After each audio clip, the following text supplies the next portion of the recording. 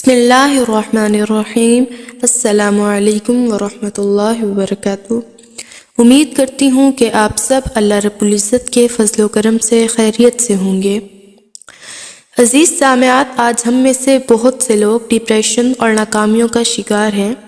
ان کا سبب یہی ہے کہ ہمارا اللہ رب العزت سے رابطہ مضبوط نہیں ہے۔ ہم اللہ سے امید رکھنے کی بجائے لوگوں سے امید رکھتے ہیں۔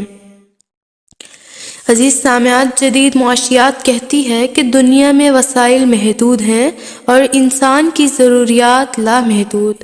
اللہ رب العزت فرماتے ہیں کہ اس کے پاس ہر چیز کے نہ ختم ہونے والے خزانے موجود ہیں۔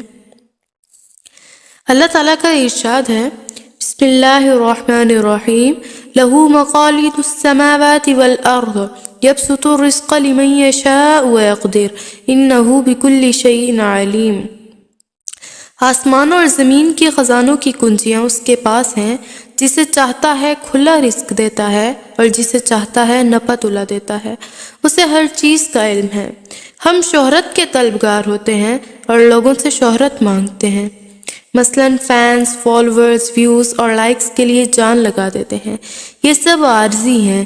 نتیجہ یہ ہوتا ہے کہ عارضی طور پر ہم شہرت پا لیتے ہیں، لیکن جب شہرت میں کمی آتی ہے، جیسا کہ سیلیبریٹیز کے ساتھ اکثر ہوتا ہے، تو ڈپریشن کا شکار ہو جاتے ہیں۔ ہمیشہ دعا یہ کیا کریں، یا اللہ میں کسی شہرت کا طلبگار نہیں، الا یہ کہ تو مجھے جتنی شہرت دینا چاہے۔ کتنے ہی لوگ پیروں اور اللہ والوں کو ڈھونڈ رہے ہوتے ہیں کہ ان سے کوئی علم مل جائے، یا وظیفہ مل جائے، یا کوئی اسم اعظم مل جائے، یا آخرت کا وسیلہ بن جائے۔ اللہ رب العزت فرماتے ہیں کہ قرآن علم کا سرچشمہ ہے۔ کتاب انزلناہ الیک مبارک لیدبروا آیاتہ ولیتذکر اولو الالباب۔ یہ ایک بڑی برکت والی کتاب ہے جو ہم نے تمہاری طرف نازل کی ہے، تاکہ لوگ اس کی آیات پر غور کریں اور عقل اور فکر رکھنے والے اس سے سبق لیں۔ عزت ملتی ہے تو یہ نہیں سمجھ پاتے کہ یہ صرف پوزیشن اور عہدے کی وجہ سے ملی ہے۔ جیسے ہی عہدہ ختم ہوتا ہے اور وردی چھنتی ہے، زمین پر آ جاتے ہیں۔ دیر پا عزت وہ ہے جو اللہ کی طرف سے عطا ہو۔ ایسی عزت بے لوث خدمت اور لوگوں کے دلوں میں جگہ بنانے سے ملتی ہے، جو مرنے کے بعد بھی صدیوں تک قائم رہتی ہے۔ ہم سمجھتے ہیں رزق اور وسائل اپنی قابلیت اور صلاحیت سے ملے ہیں۔ یہ نہیں دیکھتے کتنے ہی زیادہ قابل لوگ فارغ پھر رہے ہیں۔ ہمیشہ یاد رکھیں، امپلائر تو صرف پوسٹ آفس ہے، یہ ایک ذریعہ ہے۔ اصل رزق اور پوزیشن دینے والی اللہ کی ذات ہے۔ دعاؤں کی قبولیت کے لیے مزاروں پر جاتے ہیں، بھول جاتے ہیں کہ والدہ کی خدمت سے اللہ اویس کرنی بنا دیتا ہے۔ ہم اللہ رب العزت سے بہت سی چیزیں مانگتے ہیں، جیسے اچھی جاب، اچھی صحت، اچھا گھر، اچھی اولاد وغیرہ، لیکن کچھ چیزیں ایسی ہیں جو اگر اللہ سے مل جائیں تو اس کے ساتھ باقی بہت ساری نعمتیں خود بخود انسان کو مل جاتی ہیں۔ ایسی ہی ایک چیز حکمت ہے۔ اللہ پاک فرماتے ہیں، وَمَن يُؤْتَ الْحِكْمَةَ فَقَدْ أُوتِيَ خَيْرًا كَثِيرًا۔ جسے حکمت ملی اسے بڑی دولت مل گئی۔ حکمت سے مراد صحیح بصیرت اور صحیح قوت فیصلہ ہے۔ اگر کسی کو یہ عطا ہو جائے تو زندگی کی باقی نعمتیں بآسانی حاصل کر لیتا ہے۔ حکمت علم سے آگے کی چیز ہے۔ اگر آپ کے پاس علم ہے لیکن حکمت نہیں تو ہو سکتا ہے آپ صحیح فیصلہ نہ کر پائیں۔ یہ حکمت ہی ہوتی ہے جس کی وجہ سے انسان آخرت کی اہمیت سمجھ کر حقیقی کامیابی کی طرف جاتا ہے۔ ایک آدمی جس کے پاس بہت ساری دولت ہو لیکن حکمت نہیں تو وہ دولت اس کے لیے نعمت نہیں، اس لیے کہ وہ اس طریقے سے خرچ نہیں کرے گا جو شریعت کا تقاضا ہے۔ جبکہ اگر کسی کے پاس دولت کے ساتھ حکمت بھی ہے تو وہ دولت اس کے لیے اللہ کی نعمت ہوگی، کیونکہ وہ اس دولت کو حکمت سے خرچ کر کے آخرت کی کامیابی حاصل کرے گا۔ اور اگر کسی کے پاس دولت نہیں، صرف حکمت ہے، تو وہ حکمت سے اپنی زندگی کو کامیاب بنا لے گا۔ اللہ پاک فرماتے ہیں کہ میں نے پیغمبروں کو حکمت سے سرفراز کیا۔ میں نے تو ابراہیم علیہ السلام کی اولاد کو کتاب اور حکمت عطا کی۔ مومنوں کے لیے اللہ نے حکمت سے لبریز قرآن کریم نازل کیا، اور اگر اس کی آیتوں پر غور کریں تو ہم حکمت سے فیضیاب ہونے لگیں گے۔ اللہ پاک فرماتے ہیں الف لام را تلک آیات الکتاب الحکیم، الف لام میم، یہ کتاب کی آیات ہیں جو حکمت اور دانش سے لبریز ہے۔ اپنی دعاؤں میں اللہ سے حکمت ضرور مانگے۔ حکمت عطا ہو جانے کے بعد آپ کو اپنی جاب، اپنی کاروبار، اپنے رشتوں، غرض یہ کہ اپنی زندگی کے ہر پہلو کو بہترین طریقے سے چلانے لگتے ہیں۔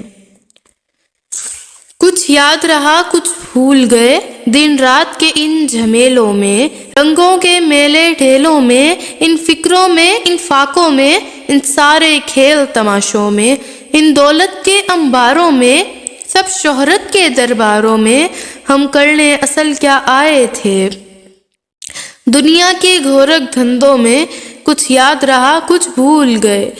امت بھی ہے، ملت بھی ہے، ایک قوم بھی ہے، قائد بھی ہے، قاری بھی ہے، قرآن بھی ہے، اور رب کا یہ فرمان بھی ہے۔